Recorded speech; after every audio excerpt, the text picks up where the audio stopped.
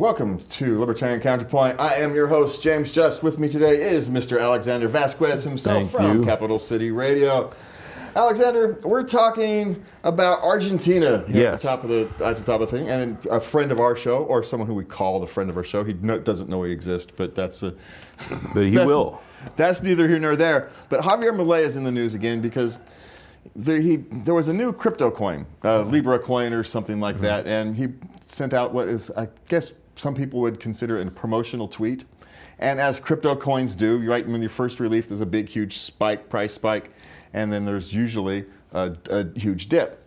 Now, for those of us who understand Bitcoin, the same thing happened to Bitcoin, and look where it is now. Right. So, but there are those who are saying because of that dip and because he removed his tweet, they're actually complaining that this is some kind of, I don't know, fraud is probably a little, I wouldn't consider it fraud, but something you shouldn't do as a president of the country, right? And so his political opponents are calling for impeachment calls and that kind of thing, which is fairly standard for Latin America. For Argentina, yeah. Yeah, for that kind of things. But there is this notion, right? You should be careful as a president. Yes. You need to be careful on things you promote and what you do and how you do it. But at the same time, is this something we should kind of overly worry ourselves about? No, because Argentina should be glad that they have a president like this.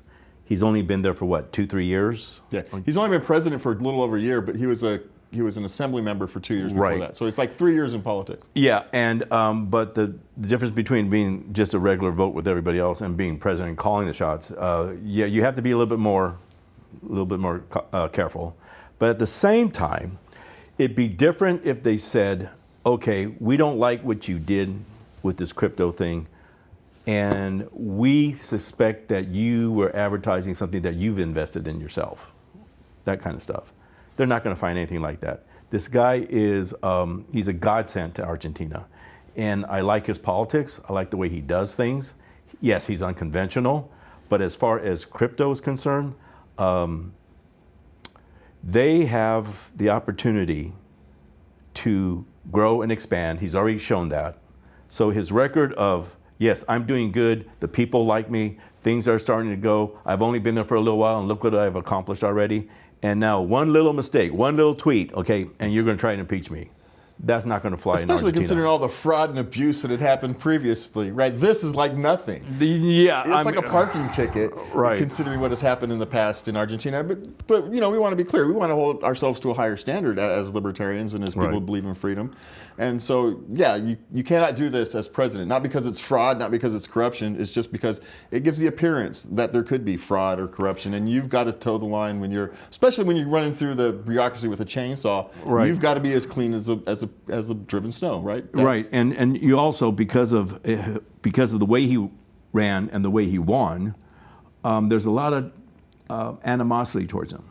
He wasn't supposed to do this. This wasn't supposed to happen, okay? And so don't give them anything to come after you.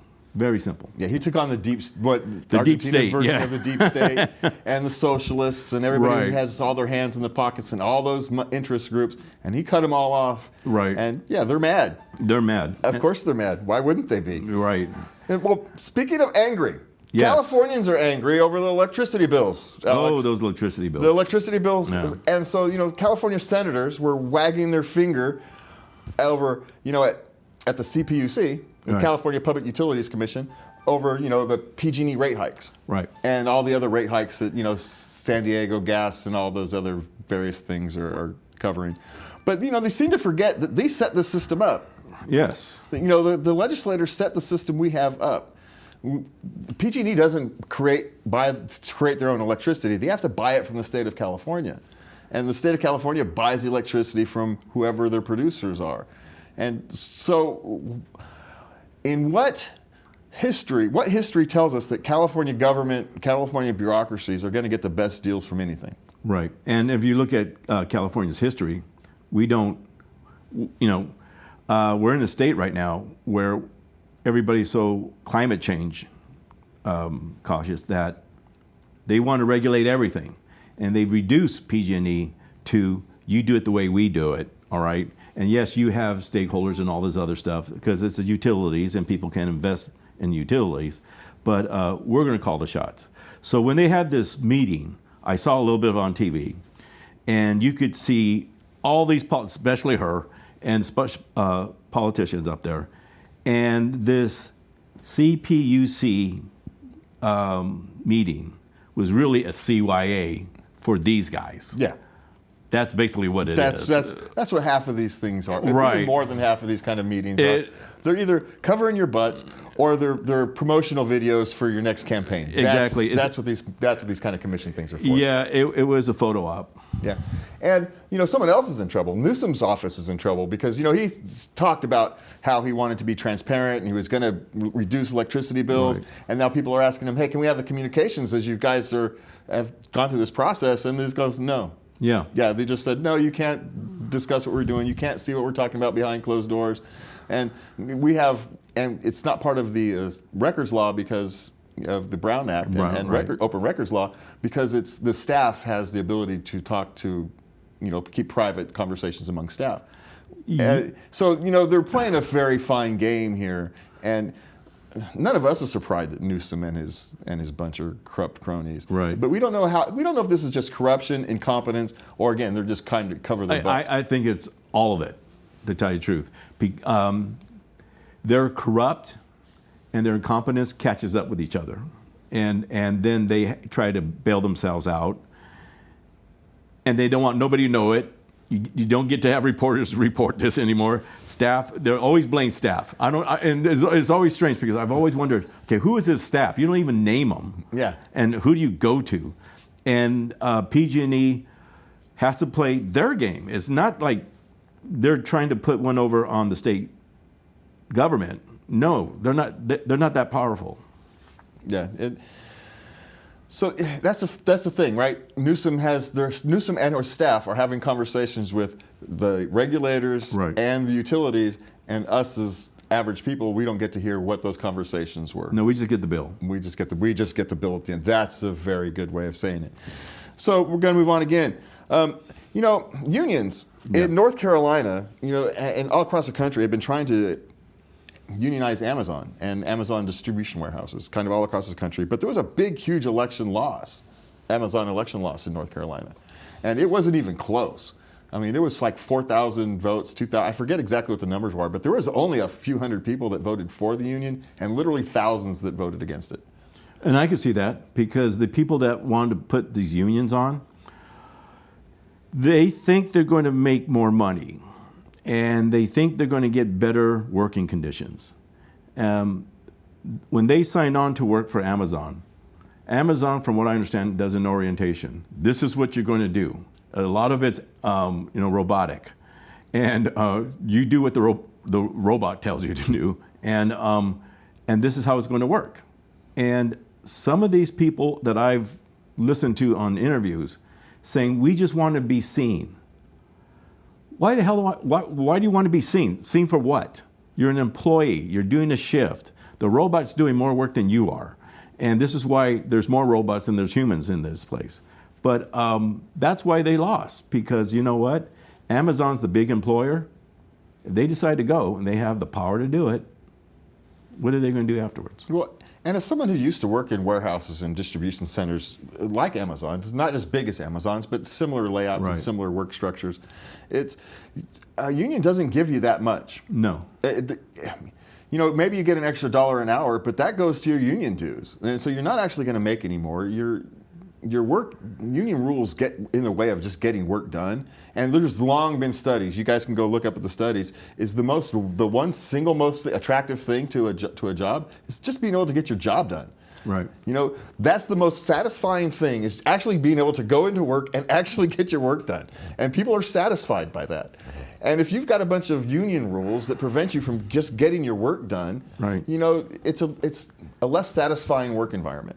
Well, when you go into a union shop, and I've never worked in a union shop before, came close, but never did. The one thing about a union shop, you're dealing with three people now. You're dealing with your boss, you're dealing with the customer, and now you're dealing with the shop steward. And they're supposed to be there to, how do they get you motivated to go and do your job? And then you have all these three people coming after you, and they're all evaluating you. And you go, I just wanted, you're saying. I just want to do my job, go home, clock out, go home, and then come back the next morning. Yeah, I don't want to have to wait an hour for Fred from across over the way to Right. come move this thing that I can move in 2 minutes and Right. get my job done. Yeah. You know, Too many rules. Yeah, I don't want to deal with it. And there is the other side. You know, the modern unions are not my grandfather's unions. No, not anymore. In my grandfather's day, when my grandfather was a union, the union took a lot of the HR responsibilities for the company. The company didn't have to do a lot of the HRs. The company didn't really do the hiring. The union did the hiring. When someone was a troubled employee, the union took care of them. The Right. union dealt with it. And you know, if you had a hole, if someone didn't fill in the shift, the union found the replacement. These were the things that the unions did. The unions did the training. It wasn't the employer that did the training. And these are the things that unions no longer offer, except for maybe the pipe fitters and welders unions. There's a handful of unions that still do that. But for the most case, none of these people do any of that. They don't offer much to the average person. Yeah, and you look at the unions, okay, like you said, the pipe fitters, that is a whole breed of people. Yeah. Okay? These people can glue two plastic pipes together with Gorilla Glue, all right? It's the whole different skill, whole different everything.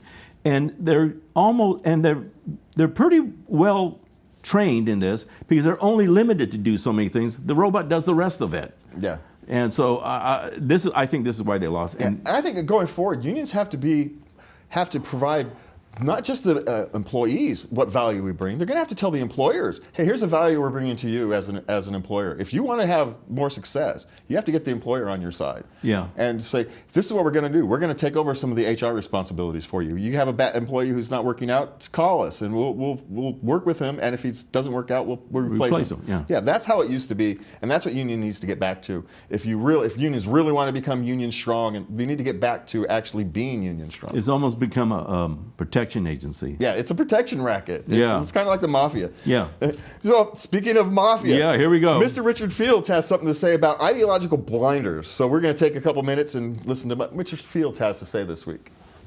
Oh, maybe they're having some technical difficulties in there. Okay. So we'll have to see. So while they're working on that, we'll go on to the next topic. Democratic donors Yes. are turning off money for left-wing activist groups specifically. Right. It's the far left activist groups that they're turning the money off to. Right. As the party is in complete disarray. They have no leadership. They got their tails kicked from sea to shiny sea, from border to border. I never thought I would live long enough to see a Republican win the popular vote. I almost had a heart attack when that came. Yeah. I knew he was going to win, but I didn't think it was going to be like this. But the left wing of the party, they don't even have enough money for their caucuses. And so the big donors are saying, I am sick and tired of losing with you guys. And if you look at some of the races, even local races, even here in California, they all lost. Well, it's not even just the winning and losing, Alexander. It's where is this money going? Right. I mean, the money is just being wasted. It's being given to Oprah Winfrey to have for Kamala Harris. Right. She gave money, what is it, $1 million, I forget the exact number, but a ridiculous amount of money to go on Oprah. Well, for, what was it, what did they call it? Prop building or stage Right. building or some goofy thing Right. like that. It's like you could just sit in a room. Trump went on Joe Rogan, sat there for 3 hours and just had an open conversation. No rules, nothing was off limits. Just sit down and have a conversation. Cost nobody anything. Right.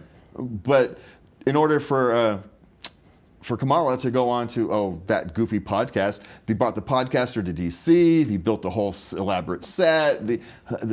All of this kind of things was off limits. Right. Here's what we're going to talk about, and she still trashed it. Right. So, at some point you're going, these are businessmen. A lot of these people are businessmen. I'm just not getting the return, and a lot of my money is just getting wasted. Right. And at some point they're just going to say, enough is enough. Yes, and they see the mechanics of it too, like you just said. Kamala had like $1 gazillion dollars. She cannot complain about not having enough money. She had plenty of money. But where did it come from? Big donors. And they're going, this is what we're getting. Yeah. All right. They didn't like it. They lost a lot of money, and I think that's even going to hurt them in the midterms, and it's going to hurt them in 28. Yeah, they lost a lot of money to the grift. Yes. Is what they lost a lot of money to. And that's not going to sit well long term with them. No, because if this continues on, you're looking at maybe a Republican holding the office, the presidency, for the next 8, 12 years. Yeah, it's possible. Yeah. Now, we've all seen this, the end of one party or another. I'm 50 years old. I've heard this 3 or 4 times before. So take all that with a grain of salt. These parties have a tendency to fix themselves, or in more recent cases, the other party has a tendency to shoot themselves in the foot repeatedly. Yeah. And so the other party benefits from that. But at some point, the chairs are going to stop. Right. Yeah, the musical chairs are going to stop, and somebody's not going to have any place to sit, and we're going to end up with 4 or 5 political parties at some point. If I not would like to everybody's see careful. more political parties. Yeah. Okay. I would like to see more political parties, but right now, who would have thought the guy from Queens was coming back, and winning the way he did, and look what he's accomplishing. So. The Dems are really in bad shape. They're even in bad shape here in California, because let's say even Kamala Harris. What if she decides to run for governor? Okay, Yeah. California gave it to her, the power and the prestige and the position. California, if she loses California as running for governor, California will take it away from her.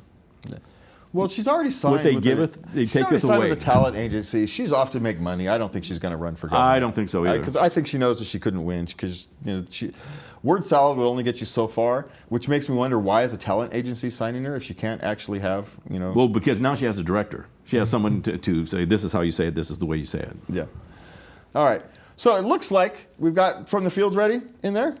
We ready to hear from the fields this week? Hi, this is Richard Fields with this week's Report from the Fields. Anyone without ideological blinkers can see that Russia is winning its war of conquest against Ukraine. And anyone who actually pays attention to history understands that the United States had a not too small part in setting the stage for instigating that invasion. During the Obama administration, U.S. aid in cooperation with the CIA and probably several of the other 17 U.S. intelligence agencies encouraged a color revolution against the duly elected government of Ukraine, because said government was more interested in allying itself with Russia than joining NATO. Millions have died in this war and billions spent. Many of those billions from U.S. taxpayers. The Trump administration is doing the right thing in seeking to negotiate an end to this war. Because they are peace lovers, right? Well, probably not.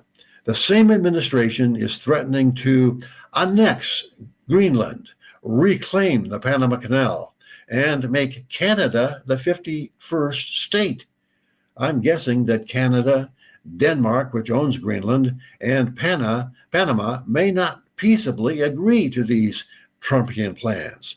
Could even mean war in our hemisphere and on our continent, where we don't have protective moats like the Pacific and Atlantic Oceans and the Gulf of, I refuse to use the Trump and Google Map term, so the Gulf of Mexico.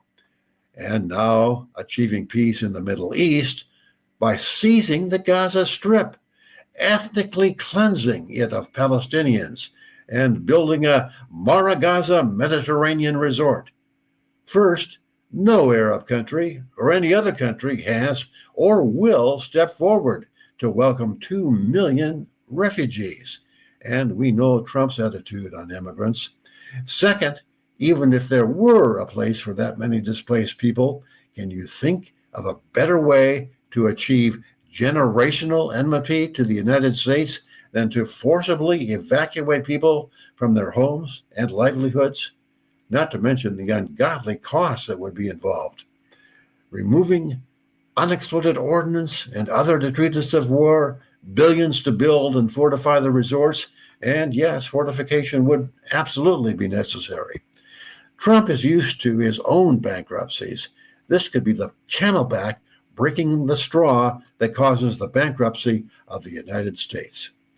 This is the kind of hubristic nation-building nonsense that would make George W. Bush's invasion of Iraq look like playing dominoes. That's this week's report from the fields. I'm Richard Fields. See you again next week. Thank you, Richard. I just want to, my version on what Trump says is he's like the negotiator who always throws out the farthest extreme thing he can, and that's why I always say he always walks things back, because he always walks things back. Right. Because it's a negotiation tactic. It's not really right. It's not really a real point. Right? Not until it's signed. Yeah. Not until it's signed. And it's the same thing with this Doge thing, with Elon's doing, of cutting back government. And he's done this several times with several companies. And his thing is that you cut as far as you can without hurting the company. And you allow the people that you've cut to come back and argue why you should be rehired. That's his method. And he's doing it now. But right now we're only seeing the cutting part. Yeah. The cutting part. We haven't seen, well, you can come back now, but you got to tell me why you should have this department or why you should have this position. Musk has a theory. He's not afraid to cut too far and then put it back. Right. And because that's how you know when you've gone too far. You don't know you've gone too far until you've actually gone too far, and then you know you put that back. And so that's kind of his theory. And a lot of people are afraid that in government it means too much, but he moves awfully quick. And so, so the things that do get broken can be fixed relatively quickly, far a lot longer than things could be broken and fixed. Could have been discovered, argued about whether ways to fix it. Right. The bureaucratic fix for the same mess would have taken decades, if it ever. The process that they call it is another way of saying bureaucracy. The process and the people who defend the process, there will always be in the way. We needed somebody like, Elon the Ripper to come in and just wrap it up. Kind of our version of Javier Milei. Yes. Is essentially what that kind of is. All right, so, the left, even when Trump does something the far left likes, they really can't say it. No. So the Nation had an article the other day. Trump's mafia shakedown might destroy NATO if we're lucky. Right. So they want NATO destroyed, but at the same time, they still can't say, Trump's doing something we like. They just can't bring themselves to actually say it, which is hilarious. It is, and it shows that that there's so much animosity between the parties that they're afraid to look bad.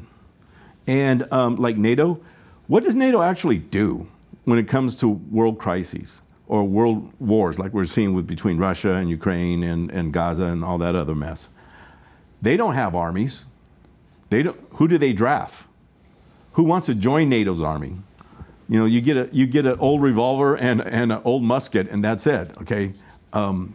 I hope they do something with NATO, because we've just been paying the bill for everything. Yeah, we've been paying for European defense for a really, really long time. Right. And that is actually what allowed Europe to build that, their famous socialist state that's not socialists, all the social programs. It's because we paid for the defense. And there was a logic to it for a long time, right? Who wanted Germany to rearm? Right. And so, we'll park the United States there so Germany doesn't have the need to rearm, and we'll keep Europe nice and calm.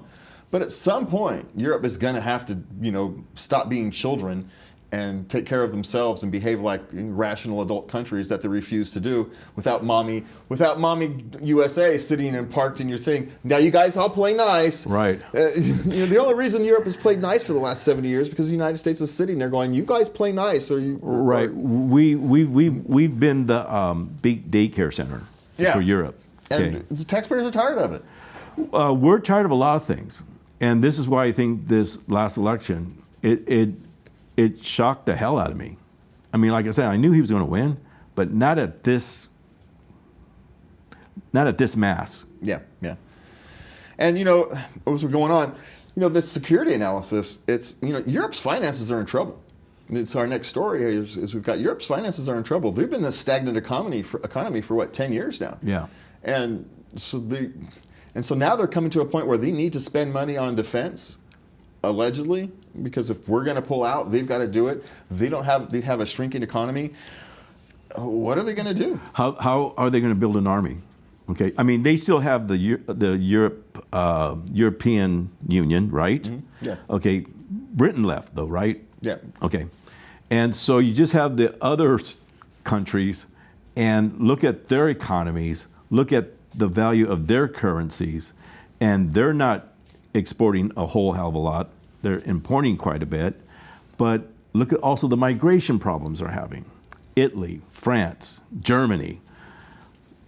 People are getting mad, and with people like Putin and the big conflict they've had with Ukraine and all that other stuff that goes way back. Now they're saying it's open duck season, and United States, we're not going to play that game. Remember, FDR, he didn't want to even go to fight in Europe. You know, Franklin, he did not want to get involved in all that stuff. But we did. We had to.